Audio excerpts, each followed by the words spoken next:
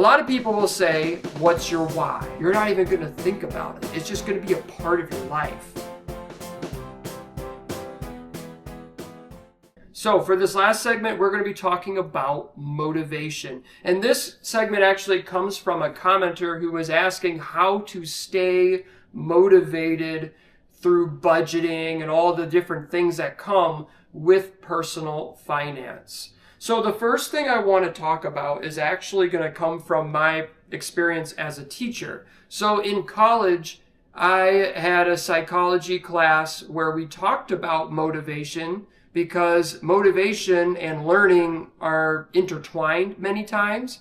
And there are many big psychologists out there throughout the years who would intertwine human behavior and education and how schools could better teach individuals so that they will learn more effectively.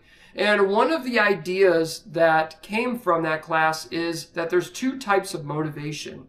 There's intrinsic motivation, and then there's extrinsic motivation. So let's talk about extrinsic motivation first. Extrinsic motivation are factors that are outside of you that push you to do something. So for example, when you wake up in the morning and you're like, oh, I really don't want to go to work today. But if I go to work, I will get paid. So I'm going to get myself out of bed so that I can collect a paycheck. That paycheck is an extrinsic motivator. It's something that's on the outside of you. It is money coming in that motivates you to go and get the job done. Another extrinsic motivator would be, oh, I can't call off work because then my boss will get mad at me. That's another extrinsic motivator because that's something outside of you, right? That is your boss's feelings toward you that are motivating you to show up to work. So the thing about extrinsic motivation that is not good about it is that it's very short term. It's very temporary. And the reason why it is that way is because extrinsic factors, they lose their value to you over time. So let me give you another example of that. So let's talk about the paycheck idea that I just mentioned a little bit ago. So let's say you're collecting a paycheck, right, for your job, but then your job gets way more difficult and you don't really like going to work anymore. In fact, you hate going to work.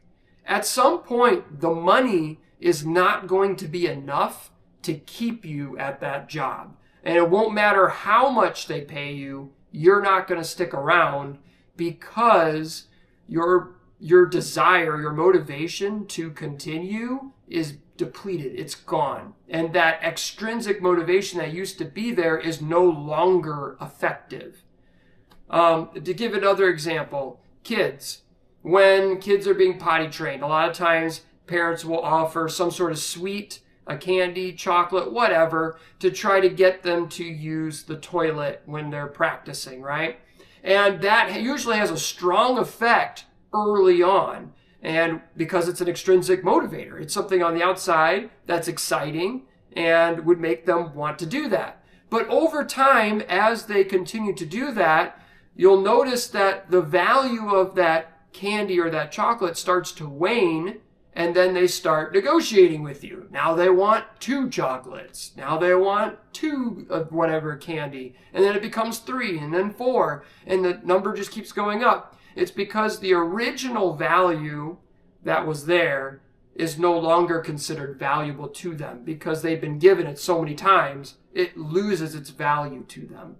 So extrinsic motivation is a limited and temporary type of motivation. It's not going to help you long term. It'll help early on when you're trying to learn something new, like a new behavior, but it's not going to have keeping power. So we have to go to intrinsic motivation. This is motivation that comes from within you. A lot of people will say, what's your why? That is intrinsic motivation. When somebody's asking for your why, that's what they're talking about. What internally motivates you to get up in the morning and do the things that you do every single day? For some people, when it comes to their jobs, it's because the job doesn't feel like a job. They have joy in what they do. So that intrinsic motivation keeps them going even on the hard days when they would rather be laying in bed and not get up.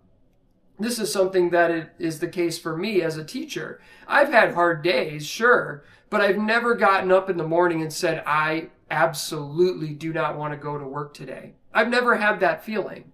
I've always been willing to go to work and put in my best effort every day for the students that I have. But it's because internally, I enjoy teaching. I enjoy what I do every single day. So because of that, I don't tire from it. And so that has been a keeping power for me. That's been something that has kept me going this whole time. What is it now? 6 years, I think, that I've been doing this. And I haven't tired out yet. And it's because I've got that internal motivation because it brings me joy. It can be like that for you with other things too. So you got to find your why when it comes to personal finance. Why do you want to budget your money? Why do you want to spend wisely? There's got to be a reason for it. Is it because you want to eventually get to a situation in your life where you can give back to others and bless others with your extra money? Is it because you want to feel peace in your life and not have that anxiety or anxiousness that, oh, any minute now bad news is going to come and then that's going to ruin my finances? If that's the case, right, then you're kind of doing what Dave Ramsey talks about. You're trying to get financial peace, and that's your why. That would be an intrinsic motivator.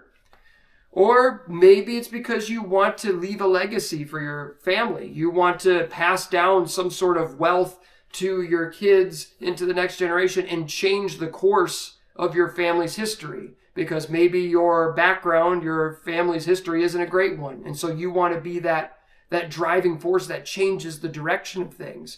That's a big internal motivation. That's a big why for sure. But whatever your why is, I can't give that for you. You have to find that for yourself. But once you find it, hang on to it. Remember it. Because that's what's going to help keep you going when you don't feel like budgeting, when you don't feel like tracking your spending. All right? So think about that first. What is your why? Find an intrinsic motivation instead of an extrinsic one. All right. I got some other tips for you to help maintain that motivation to continue to complete your budgets every month and all those sorts of things. And we're going to go ahead and get into those now.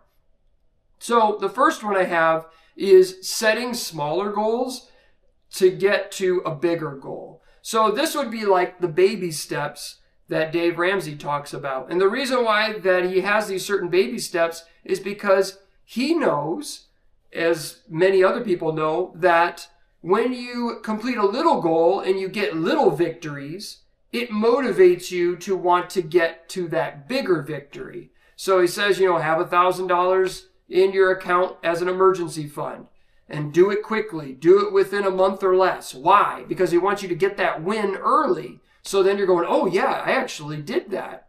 I succeeded. Okay, what's the next thing? And then he says, pay off your smallest debts first, not your biggest ones, your smallest ones. Why? Because he wants you to get those wins. And then you'll feel like you're accomplishing things. You're making progress. And that'll motivate you to go to the next thing and the next thing. So maybe set some smaller goals for yourself if you feel like you're having a hard time motivating yourself to track your spending or to budget or whatever. Maybe set a goal of, okay, I'm going to reduce my restaurant line item this month by $20, and I'm going to see if I can actually complete it and accomplish it this time. And then at the end of the month, if you did, then you'd be like, awesome, I achieved that goal. Okay, what do I want to do next? Or maybe it's, I want to pay off this debt here. So I got to budget and get my money in order so I can pay off that debt. And then once you do, hey, goal is achieved. Awesome. Let's go to the next one. So you can set yourself up with little goals to help keep you motivated, like there's always another thing coming that you want to achieve. And that could potentially help you keep going. Another thing you can do, besides setting smaller goals, is you can build habits through routine. So they say habits, it takes about 30 days to build a habit.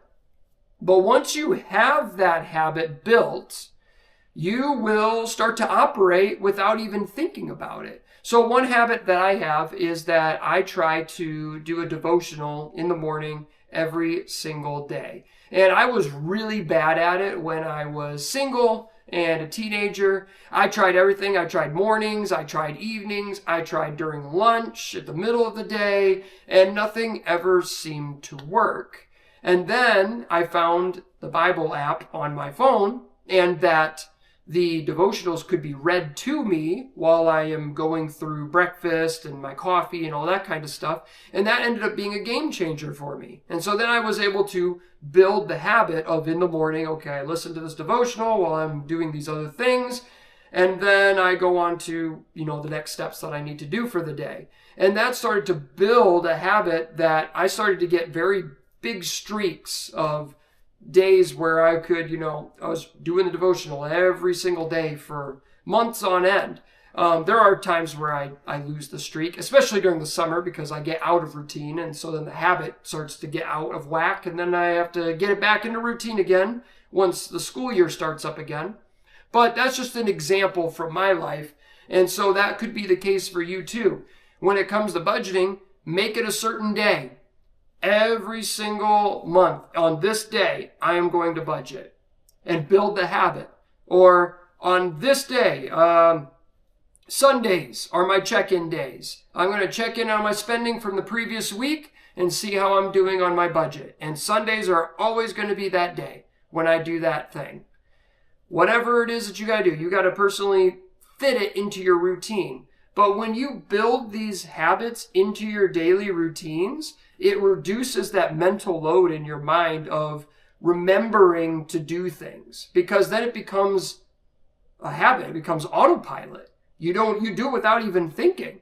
There are certain, I don't know if it's the case for you, but there are certain routes that I take in my car that when I start to drive those routes, my brain sometimes goes into autopilot and I'll start driving the route that I would normally take, even though maybe I'm not taking that route today. Maybe I have to turn right at this one road because we're actually going somewhere else. But because we're on that road, my brain's saying, oh, you're going to work today, so you need to keep going. And it's like, oh, wait, nope, I'm not actually going to work today. I need to turn right here. So those habits can be very powerful.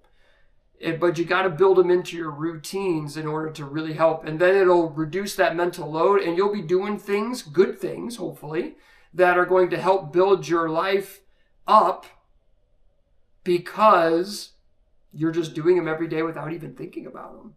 And budgeting and checking in with your spending and stuff like that would be good habits to try to build.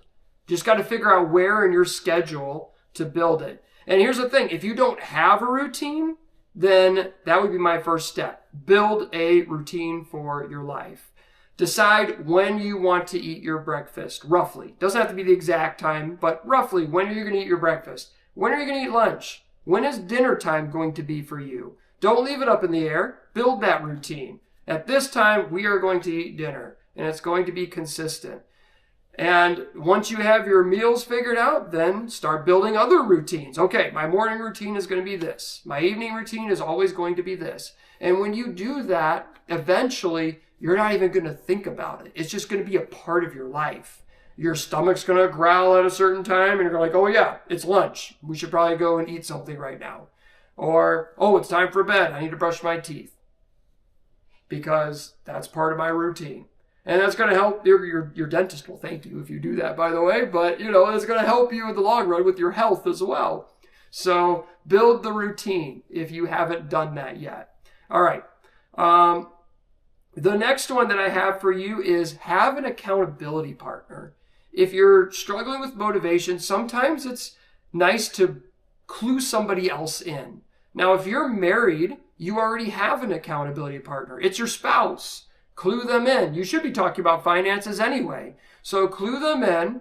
have them be a part of the program with you, and you can hold each other accountable for your spending, for making sure you budget, and doing all those other things. Now, if you don't have that kind of situation, you're single, right? You're by yourself or whatever, then have a friend or a family member like your parents or a sibling be your accountability partner.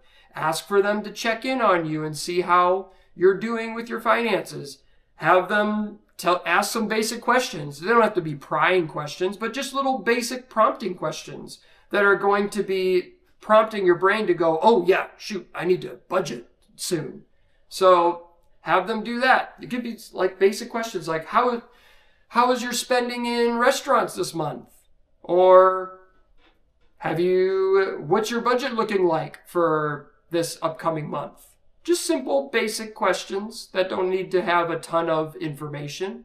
And that'll prompt you to think, oh, wait, yeah, that's right. I need to budget. Shoot, I should probably do that. So that could be another way to keep you honest and getting those tasks, those necessary tasks, done in a timely manner. So those are all my tips for you when it comes to maintaining motivation. One last thing I want to mention is that many of these tips are not standalone tips. You really should try to do them in combination. So that means build habits, have an accountability partner, know your why you want to budget in the first place. So doing those things in combination with each other is going to be the best way to stay motivated and get things done.